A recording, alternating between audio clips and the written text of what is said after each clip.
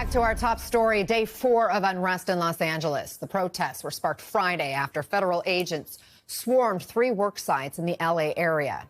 Those raids led to more than 40 administrative arrests and 1 obstruction arrest, according to federal officials.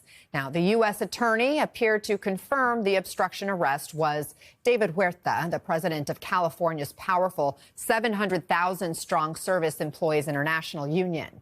Huerta was set to be arraigned today. He's being treated at a hospital before he was placed in federal custody.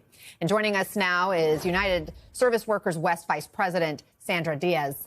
Sandra, thank you very much for joining us. First, have you spoken to David Huerta since his arrest? Do you have an update on his condition or any injuries? We have been in contact with David Huerta, and his physical health, he's doing well. He's in good spirits, feels blessed to have so much support from around the country, standing up for justice, standing up with immigrant workers, and we will see him today. We're seeing some video around the time he was arrested. The administration says Huerta deliberately obstructed federal agents during that immigration operation. Your union has said he was beaten for expressing First Amendment rights. What kind of test is his case? What are the stakes as he's set to be arraigned today? The stakes are high. What we're seeing in California today is the militarization of our communities. What we're seeing in California for the last several days is the National Guard, ICE, and the combination of federal agents have gone in our communities with military gear, with tanks, military equipment, on civilians, and all civilians that are exercising the First Amendment right. And we stand by the right to peacefully protest. That's one of the pillars of democratic societies around the world.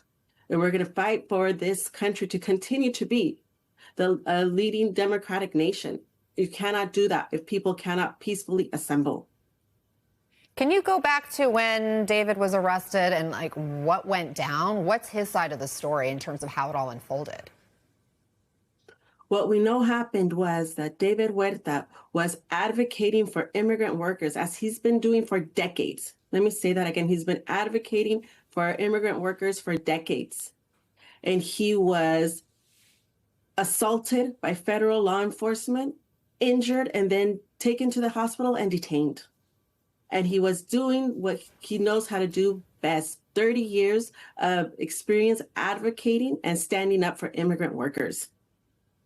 The U.S. attorney says, who was involved in his arrest and will, bring the charges in this case, said that Huerta deliberately obstructed the immigration agents' access by blocking their vehicle.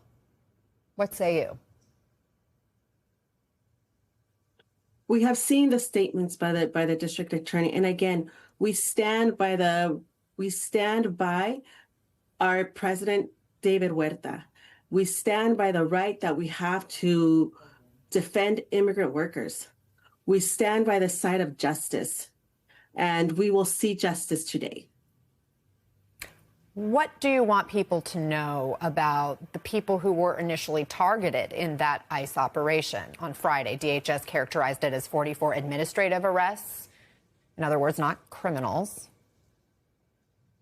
Absolutely not criminals. What we saw is a targeting of working people. We had people from the garment industry, people that sew your clothes. People that sew your clothes were targeted, men and women. We also know that children were targeted at graduation. We also know that pregnant women were targeted.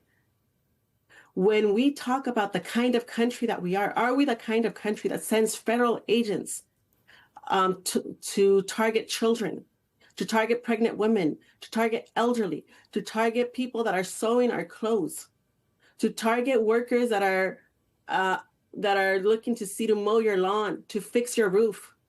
Is this the country that we are? And we stand and say that we're not. And you have heard LA. LA loud and clear will stand up for immigrant workers, and the labor movement will stand and unwaver its commitment to working people and to working immigrants in Los Angeles and throughout the country. Sandra Diaz, thank you for joining us. Look forward to staying in touch as this unfolds.